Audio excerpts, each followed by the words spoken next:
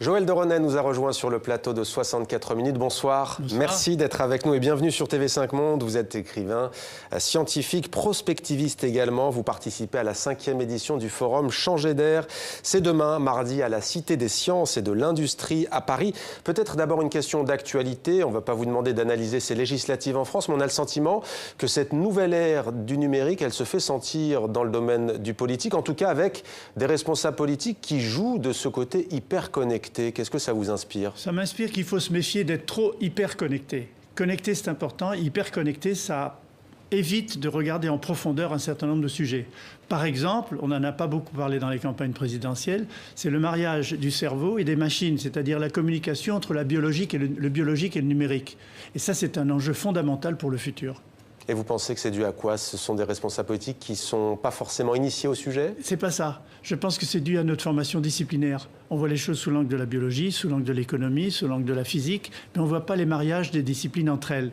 Alors les grandes tendances du futur qui s'accélèrent, c'est dans la transdisciplinarité. Et là, dans notre culture cartésienne analytique, on a du mal à le comprendre. Et cet appel que vous lancez aux responsables politiques est d'autant plus important qu'on commence à avoir des métiers qui sont remplacés par des robots. Et vous dites que bientôt, ce sera des métiers catégorie supérieure qui seront concernés. Alors c'est le thème du forum, à la Cité des Sciences du forum Changer d'air. Tout est dans le titre. Le travail aux robots, la vie aux humains. Ouais. Donc le travail des robots, c'est déjà l'école bleue. Ceux qui assemblent des voitures, ceux qui assemblent des machines à laver, ceux qui assemblent des ordinateurs. Les ouvriers. Les ouvriers. Mais le travail d'école blanc, c'est-à-dire les médecins, les avocats, les consultants, les journalistes, les managers, et commence progressivement à être atteint, si j'ose dire, par l'intelligence artificielle. Et là, il va falloir résister pour être plus et pas seulement consommer plus. Alors, le thème de ce 5e forum, c'est le travail aux robots, la vie aux humains, vous venez de le dire. C'est d'ailleurs un chapitre de votre dernier ouvrage qui s'appelle « Je cherche à comprendre », on le voit à l'image, « Les codes cachés de la nature », édition Les liens qui libèrent. Alors vous, ça ne vous inquiète pas justement, ces disciplines qui s'entremêlent comme l'informatique et la biologie, comme la robotique et le numérique, beaucoup s'en inquiètent, pas vous, pourquoi ? Parce que j'ai des solutions alternatives. C'est-à-dire que, comme beaucoup de scientifiques, en tant que prospectiviste, j'essaye de montrer comment les tendances peuvent converger et que de manière positive plutôt que de regarder constamment l'aspect négatif. Par exemple, l'intelligence artificielle pour des médecins ou pour des avocats, bien sûr, on peut penser qu'elle va supprimer leur travail. Mais en même temps, on comprend que quand un médecin a à lire 960 000 publications par an, ce qui fait 75 000 par mois dans son métier, l'intelligence artificielle, ce qu'on appelle maintenant le deep learning, peut le lire très vite et lui faire des résumés. Même chose pour un avocat. L'intelligence artificielle, le deep learning, qui apprend, va lire la jurisprudence de 5 ans en 5 minutes. Et en même temps, il peut aider l'avocat à avoir plus de contact avec son client et plus de contacts et de propositions à lui faire. Donc il y a des avantages et des inconvénients. Et pour nous tous au quotidien, dans la vie, est-ce que vous pouvez nous donner d'autres exemples en quoi cette intelligence artificielle va-t-elle révolutionner nos vies? Qui ça concerne? Est-ce que ça peut être des personnes âgées, dépendantes? Est-ce que ça peut être...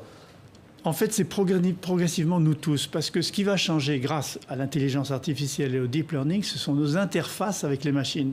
Aujourd'hui, nos interfaces, ce sont des claviers, des écrans tactiles, c'est du son. Mais de plus en plus, le deep learning fonctionne avec des robots parlants. Les chatbots, par exemple, pour des personnes âgées.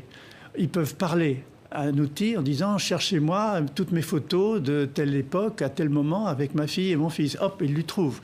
Donc il y a un conversationnel entre l'intelligence artificielle et les humains qui est en train de changer complètement notre façon d'interagir avec les machines. Et je pense que ce sont ces interfaces naissant du deep learning qui vont changer beaucoup la vie des gens et en particulier, comme vous le dites, des personnes âgées.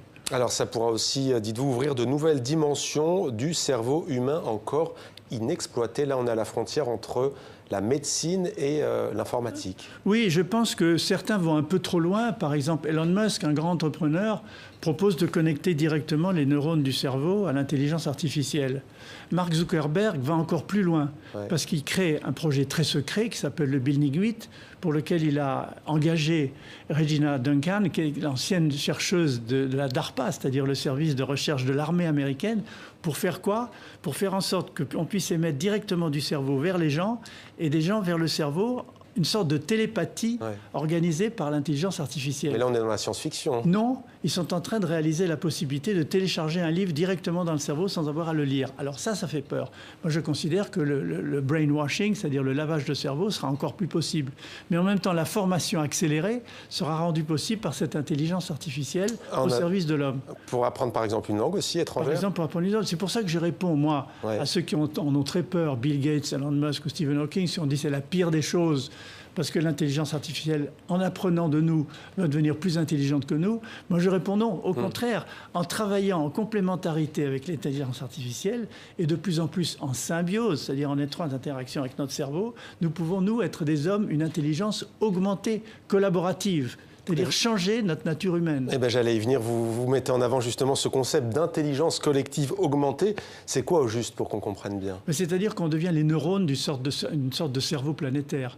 L'intelligence artificielle, ce n'est pas seulement des ordinateurs qui travaillent et pensent comme nous. L'intelligence artificielle du futur, c'est aussi d'interconnecter tous les cerveaux des humains par des réseaux de plus en plus denses. Et c'est ce que j'ai appelé le cerveau planétaire dans certains livres, qu'on appelle en fait un réseau neuronal. Et nous devenons les neurones de ce cerveau planétaire. Ça aussi, c'est une forme d'intelligence artificielle humaine, collaborative, augmentée, grâce justement à la possibilité de savoir vivre en complémentarité avec l'intelligence artificielle. Est-ce qu'il y a un pays ou des pays dans le monde francophone, mais pas seulement, qui sont à la pointe s'agissant de ces sujets ? Alors ça a commencé à aller très très vite, évidemment. Ça a été en Californie les premiers essors de l'intelligence artificielle avec les GAFA. Google investit énormément dans l'intelligence artificielle. La Chine va très très vite, le Japon aussi. Et donc surtout, ce que l'on réalise, ce n'est pas seulement des machines, mais des applications. Et je prends l'exemple de deux entreprises. Une grande entreprise d'avocats américaine, Baker Hostetler, qui fait en sorte que des avocats, 32 avocats, sont mis en test pour utiliser l'intelligence artificielle dans la jurisprudence pour faire des propositions à leurs clients. Et au Japon, la grande entreprise d'assurance, Mikoku Fujika Company, elle utilise des actuaires d'intelligence artificielle pour calculer les remboursements qu'on devrait faire à leurs clients. Donc vous voyez que c'est déjà en cours, c'est pas la C'est déjà lancé. Alors vous êtes connu pour vos best-sellers, votre sens de l'anticipation, disons-le, hors du commun. Vous avez beaucoup de rêves, Joël de Ronet, c'est toujours un plaisir de vous recevoir. Mais est-ce que vous avez des craintes? Est-ce que vous faites des cauchemars dans ce domaine du numérique qui est à cheval avec la science, la médecine, la biologie? Je ne fais pas de cauchemars, je pense constamment aux risques en même temps que les avantages. Et j'essaye de peser le pour et le contre. Et je pense qu'en ce moment, une société hyper connectée, et surtout le pire que je trouve, c'est la possibilité de communiquer directement de manière politique avec des tweets. Voilà quelque chose qui me fait très peur. D'avoir des hommes politiques dans le monde, je ne citerai pas le plus célèbre d'entre eux qui communique qu'en tweet, en quelques mots, je crois que tout le monde l'a repéré. Tout le monde l'a repéré, a créé une espèce de, pas d'arme de dissuasion massive, mais en quelque sorte une forme de tweet de disruption massive, c'est-à-dire le fait, avec quelques mots, de ruiner la vie politique de quelqu'un, d'annoncer quelque chose que les journalistes ne commenteront pas. Ça me fait très peur. C'est le fait de gérer le monde par quelques mots et de ne pas avoir le relais de médiation normale que vous, les journalistes, vous savez faire dans le cadre de votre métier. Merci beaucoup, Joël de Ronet, d'être venu sur le plateau de 64 minutes sur TV5 Monde. Donc demain, mardi, à la Cité des Sciences et de l'Industrie, on pourra notamment vous y voir pour le forum Changer d'air. Merci à vous. Dans l'actualité économique, l'ouverture à